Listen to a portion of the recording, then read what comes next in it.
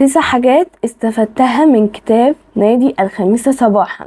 بس لو أول مرة تشوفوني، أنا مونيكا حسام، ودي قناة اقرأ مع مونيكا. يلا بينا أقول لكم بقى إيه اللي استفدته من نادي الخامسة صباحا. 1. هو ليه دايما لما بلقى حد بيتكلم عن الصحيان بدري وقد ايه هو مفيد وقد ايه هو حلو بيقول لي اصحى بدري؟ يعني ليه مثلا لو انا ناقصني حاجة في يومي ما اسهرش ليها ساعتين 3 واصحى متأخر؟ يعني دايما بيجيلي السؤال ده، ما كنتش بلاقي اجابة، بس لقيت اجابة في نادي الخامسة صباحا. ان احنا عاملين زي الموبايل بنتشحن كده واحنا نايمين. يعني احنا رايحين ننام، هي بالظبط عاملة زي عملية الموبايل لما احنا بنروح نحطه على الشاحن بالليل كده. فبنصحى تاني يوم بيكون الموبايل 100% مليان جدا، ويوم بقى ما بتيجي تستعمله بتكون ضامن ان هو عمره ما يفصل وعمره ما يعلق. دلوقتي نيجي بقى في نص اليوم بيبتدي يفصل بقى، ويعني يتعب وحاجات غريبة كده كأني جايبة مستعمل ولا حاجة. دي نفس عقليتنا ونفس طريقتنا جدا في التفكير ونفس كمان نشاطنا. احنا اول ما بنصحى بنكون هادين جدا، وبنكون لسه اصلا مش فاكرين احنا كنا بنعمل ايه امبارح بالليل، ولو في حاجة فكرنا فيها امبارح ما كتبناهاش على ورق احتمال نصحى ناسينها اساسا. بنكون لسه هاديين ولسه مفيش مشاكل حصلت في اليوم، لسه جارتي بقى ما ضايقتنيش، واللي في الشغل ضايقتني، ومدرستي ضايقتني، ودراستي يعني مفيش حاجة ضايقتني لغاية دلوقتي. انا ما الا نمت صحيت على طول. فبالتالي لو في حاجة بنكون عايزين نعملها او نتطور فيها بنعملها الصبح، لكن لو جينا نعملها بالليل الموضوع بيختلف شوية، بنكون بقى 20% 10%، فاحنا مش بنكون طايقين نفسينا. فدي اول نقطة، ان احنا ليه اصلا بنصحى بدري. يعني ليه ما اصحاش حتة بالليل كده وخلاص اللي ورايا؟ لان انا الصبح بدري بكون تركيزي اكتر بكتير جدا من بالليل. 2. الفكرة كمان مش في الصحيان بدري، يعني دي حاجة انا اتكلمت عنها في الفيديو اللي قبل الاخير. كان تعليق يعني على اسم الكتاب، وكنت بقول ان ممكن اصحى بدري، ولكن انا ما كنتش عارفة انا بعمل ايه وعايزة ايه وليه صاحية، يعني ليه ماشية ورا الكلام ده بقى يودينا لنقطة اسمها قاعدة 20-20-20.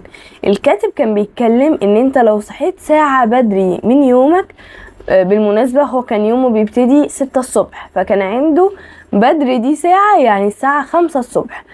فانت لو صحيت ساعة بدري من يومك، فانت من الساعة 5 للساعة 5:15 المفروض تستعمل حاجة اسمها تلت ساعة حركة، او ان انت تعمل رياضة او حركة او تقف من مكانك، ولكن الوقفة دي تكون النتيجة بتاعها هو التعرق الشديد او التعرق عموما. طب ليه ان انا يعني اعمل حاجة كده اول ما اصحى تخليني احس بتعب او ان انا بحرق وبنهج وكده؟ العرق عموما بيخليك تطلع الغضب اللي جواك. يعني لو انا عملت حاجة بشدة عالية لدرجة ان هي خلتني اعرق، فده معناه ان انا كأني بطلع الكبت اللي جوايا، الطاقة السلبية اللي جوايا. دي اول حاجة. طب من 5:15 ل45 دقيقة بتعمل حاجة اسمها تأمل او تفكير، بتعرف بقى تفكر انا مستقبلي عامل ازاي، بتتأمل شوية هدوء. التلت ساعة دي لو انت واظبت عليها هتحس فعلا بفرق نفسي وروحاني غريب جدا. وكمان مع تكرار العادة دي هتبتدي الافكار المهمة هي اللي تجيلك في الوقت ده. يعني مثلا لو كاتب بيكتب ومتعود ان هو يكتب في وقت معين، بجد بعد فترة هيلقى الافكار بتجيله بتاعت الكتابة في الوقت اللي هو اتعود يكتب فيه. ودي قوة العادة اللي احنا بنحاول نبنيها. ومن 45 دقيقة ل6 بالظبط بتبدأ تعمل عملية اسمها التعلم، بتعمل حاجة انت المفروض تتعلمها.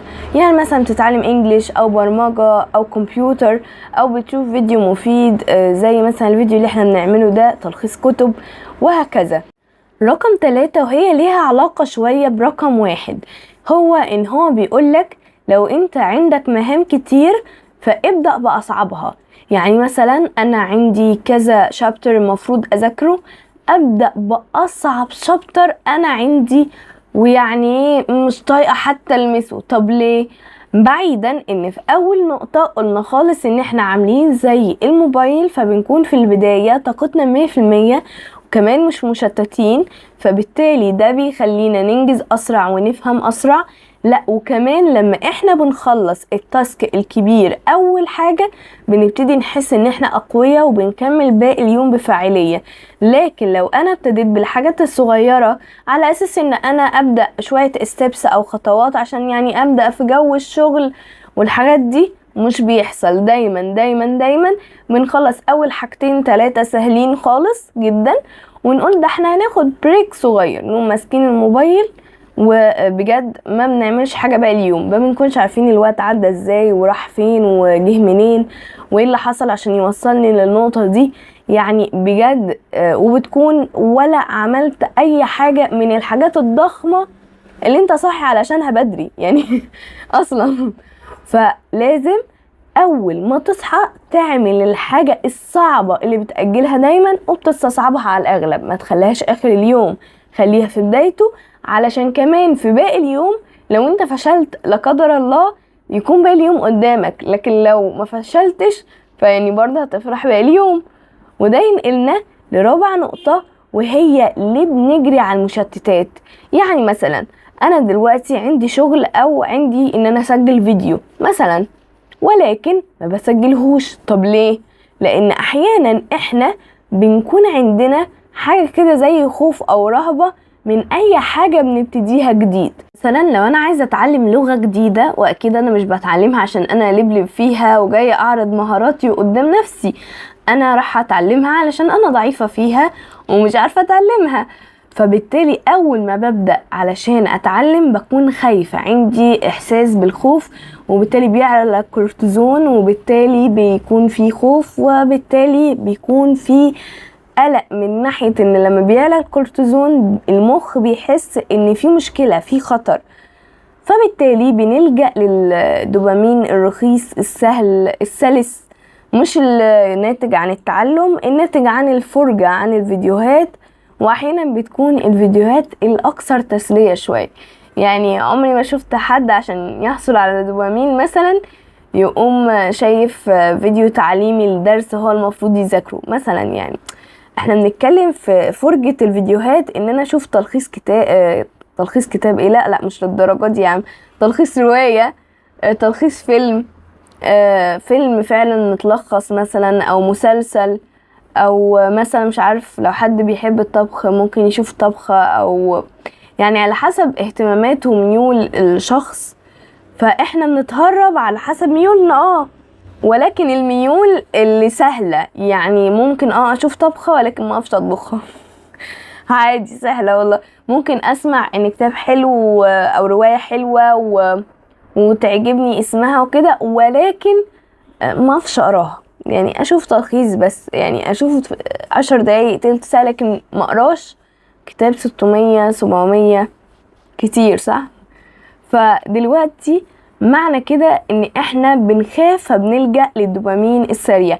فاحنا نعمل ايه؟ بكل بساطة حاجتين، احدد اللي انا عايزاه بالتفصيل الممل. يعني مثلا لو انا النهاردة هذاكر انجليش فرضا، يعني ما هوش هذاكر انجليش كده واسيبها عايمة، لا، هذاكر درس انجليش، هذاكر 50 كلمة، هذاكر 10 كلمات، مثلا هتعلم الجزء ده من البرمجة، هشوف بس الأداة دي بنستعملها ازاي، الكلمات دي بنحطها امتى. لكن هتعلم برمجة كده واسيبها عايمة هتخليني انا كمونيكا بصفتي مونيكا يعني مش فاهمة انا هعمل ايه، فهبدأ ازاي واروح فين. دي بتخلي فيه وش شوية، بتخليني سهل ان انا اهرب. بعد كده في نقطة ان هو اللي بينام قليل احيانا، يعني كنت القى في ثانوية عامة، ايام ما كنت ثانوية عامة ربنا ما يعيدها ايام تمام، ان انا كنت لما انام 8 ساعات انا من الناس اللي عمرها ما تعرف تقلل ل 8 ساعات. ممكن نزود 8 ساعات لكن نقلل ل 8 ساعات ابدا، يستحيل. فكنت بلقى ناس لما تلقاني بنام 8 ساعات و9 ساعات تقولي انت عبيطة ولا انت في ثانوية عامة؟ المفروض تنامي 3-4 ساعات كده عشان يبقى لك وقت ونذاكر ونحل براحتنا، ويعني ما عندكيش وقت، ده مستقبل وكده يعني. سمعت كلام كتير كتير من النوع ده، مستقبل وثانوية عامة ونامي بدري اكيد، واصحي الفجر، نامي الساعة 12 واصحي الساعة 3، كتير عليكي 3 ساعات. بجد يعني انتوا مضحكين.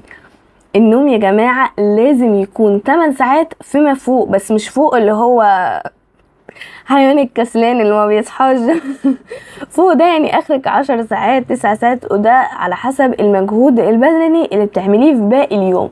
يعني ما ينفعش تكوني كسلانه باقي اليوم وفي نفس الوقت تنامي، لا، هو انا بتكلم في النوم عموما عشان يظبط الكادر. يعني هي فكره عدد الساعات بالظبط بيكون كام، ده بتختلف طبعا عن المجهود الجسدي اللي بتعمله في باقي اليوم، ولكن ما بيقلش عن 8 ساعات 7 ساعات. يعني انا عمري ما اتخيل ان حد ممكن ينام 3 ساعات ويكون عايش كده زينا، بيفكر كويس وبيشتغل. ويعني بجد النوم مهم جدا، والكتاب برضو اتكلم عن النقطة دي، وصراحة انا حسيتها نقطة مهمة جدا، لان فعلا فعلا في حاجة في المخ كده لازم تتعود ان هي تنام فترة كافية عشان احنا نرتاح ونشتغل بشكل احسن. يعني ما ينفعش الموبايل مثلا، زي ما احنا قلنا ان احنا شبه الموبايلات، ما ينفعش الموبايل اللي انا بستعمله الاقيه 10% فاقوم ايه شحناه لغاية 40% واقوم مستعملاه، وبعدين شحناه لغاية 60% تاني من 30% واقوم شحناه. الموبايل نفسه هيبتدي يعلق من الشكل ده. ليه يعني؟ ليه بجد؟ 5، اللي بنعمله كل يوم حاجة بنكررها كل يوم أكتر أهمية من الحاجة اللي بنعملها مرة واحدة بس ولكن بشكل كبير ومكثف. هديكم مثال دلوقتي، زي ما احنا قلنا في نقطة رقم 2 أو 3، إن احنا لما بنعمل التأمل ده لفترة طويلة، يعني مثلا 20 يوم 30 يوم، بتبتدي فعلا الأفكار الملهمة والمهمة واللي هتغير حياتك تيجيلك في الفترة دي اللي انت بتمارس فيها العادة بتاعت التأمل. حاجة كمان، خلينا نتخيل ان انا واحدة بتعلم انجليزي، معلش احنا يعني حاشرين الانجليزي النهاردة في الفيديو، ولكن مش مشكلة يعني سامحونا. المهم ان انت شخص عايز تتعلم انجليزي، فقررت ان انت مش هتضغط على نفسك نهائي وهتتعلم 30 كلمة فقط لا غير في اليوم. فتخيل ان انت في سنة واحدة بس هتتعلم اكتر من 10,900 كلمة، اعتقد 10,950 حاجة زي كده. فتخيل ان انت علشان وظبت على العادة دي اللي هي 30 كلمة كل يوم، خلاك توصل لأكتر من 10,000 كلمة في السنة.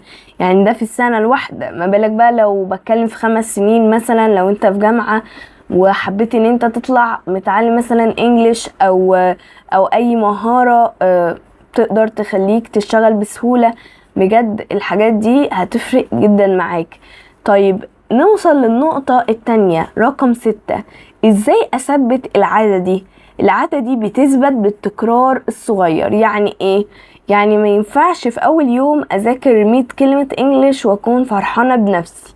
انا زي ما قلت احنا لازم نعمل تكرار صغير، يعني اسهل شوية الهدف عليا خالص واخليها 30 كلمة 20 كلمة، بحيث ان حاجة تكون في استطاعتي الحقيقية البسيطة. اليوم اللي انا ما عنديش فيه وقت يكون عندي فيه وقت ان انا اعمل العادة دي. يعني اخلي التارجت بتاع العادة دي قليل شوية لدرجة ان هو يخليني اهلة ان حتى اليوم اللي انا عندي فيه زحمة، وان انا مثلا عندي محاضرات، عندي سكاشن، عندي دروس، عندي لا اضطر فيه بقى ان انا ايه شاطرين ان انا اقرر العادة دي وان انا اهتم بتكرارها. وايه تاني يخليني اثبت العادة؟ هو التكرار والاستمرار. ان انا على الاقل اخلي 21 ل60 يوم بقرر الحاجة دي. يعني انا بقررها بشكل دوري، وكمان لو يستحسن يكون في نفس الميعاد. زي ما انا قلت لكم ساعة التأمل، ان انتوا لو قررتوا العادة دي هتجيلكوا الافكار الملهمة في الوقت نفسه اللي انتوا تعودتوا عليه. ده كمان لو خليتكوا الحاجة اللي انتوا عايزين تتعلموها دي خصصتوا لها ساعة محددة مشغولين فاضيين تعملوها فيها هي بس، بجد بجد اضمن لكم نتيجة رائعة. اكتر كمان حاجة استغربتها في نادي الخامسة صباحا ان هو قال ان اهمية الساعة اللي قبل ما اروح للنوم فيه دي نفس اهمية الساعة اللي انا بكون لسه صاحية فيها من النوم. يعني الساعة اللي انا قبل ما اروح فيها انام بتكون مهمة زيها زي الساعة اللي انا المفروض بصحى فيها وبنجز الحاجات اللي انا قعدت اقولها لكم دي كلها. طب ازاي وازاي استغل الساعة دي كويس؟ اول حاجة ان احنا نبتدي ناكل اخر وجبة عندنا في اليوم اللي هي العشاء، وده بيكون في حدود الساعة 7 كده، وبعدين بنقفل الموبايلات من السوشيال ميديا. يعني احنا مش بنقفلها نهائي، احنا بس بنفصل النت عن البيت خالص وبنقفل السوشيال ميديا نهائي. وكمان بنبتدي نطمن على احبابنا ومثلا اخواتنا اصدقائنا الناس اللي احنا عايزين نسأل عليهم في اخر فترة بنخصص لها فترة قبل النوم. وكمان بنكون عندنا نوتة كده بنكتب فيها اللي احنا عايزين نحققه في حياتنا الجاية ولو بكرة، وبيكون في حاجة زي يومي واسبوعي وشهري. يعني انا في اليوم بكرة عايزة اعمل ايه، في الاسبوع ده عايزة يكون الانتاج الكلي ايه، في الشهر ده ايه الانتاج بقى الكامل الشامل اللي انا عايزاه. وكمان بيكون في ورقة تانية بنكتب فيها الحاجات اللي حصلت النهاردة واحنا ممتنين ليها. وخلوا بالكم من كلمة ممتنين ليها دي، يعني اكتب اكتر، يعني مش اكتر اي حاجة، لا كل حاجة ممتنين ليها، ولو حتى لمجرد ان احنا ما زلنا احياء الى الان. ده برضو نعم يعني ايه مهمة جدا، ويعني ناس كتير تتمناها. فلازم نكتب ولو يعني حاجات ضئيلة، لازم نحس ان احنا عندنا نعم كتير كانت النهاردة علشان نقلل حدة توترنا لو حصلت احداث مش كويسة.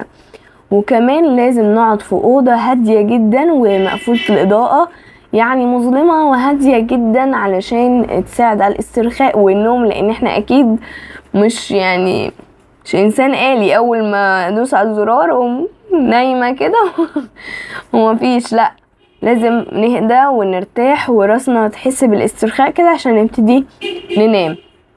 اخر نقطة هنتكلم عنها ودي النقطة التاسعة هي نقطة 90-90-1. عبارة عن ايه بقى نظام 90-90-1 ده؟ اول حاجة 1 دي معناها ان انا بمارس حاجة واحدة. حلو. 90 دي يعني انا بمارس الحاجة دي لمدة 90 دقيقة في اليوم، يعني انا بمارس الحاجة دي لمدة ساعة ونص في اليوم.